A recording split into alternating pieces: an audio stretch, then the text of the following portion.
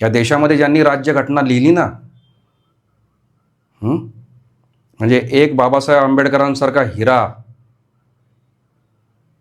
त्या हिराला पैलू पाडण्यासाठी कोल्हापूरच्या शाहू महाराजांनी कोलंबिया विद्यापीठाला त्यांचं शिक्षण स्पॉन्सर केलं होतं.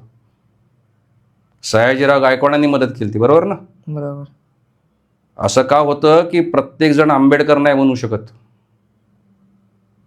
तेवढी वैचारिक उंची जेव्हा आपण एखादी भारतासारख्या देशाची राज्यघटना लिहितो, तेव्हा आपण जेव्हा जगातल्या सर्वात मोठ्या लोकशाही राष्ट्राची राज्यघटना लिहितो, तेव्हा आपण जगाला दिशा दाखवतो.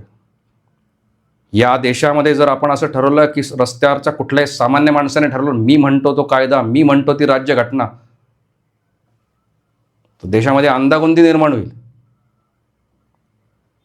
कित्येक वेळा असं होतं की ज्यांनी आपल्या देशाला दिशा दिली त्यांना समजण्या इतकी वैचारिक बुद्धी आमच्याकडं तेव्हाही नव्हती आणि आजही नाही.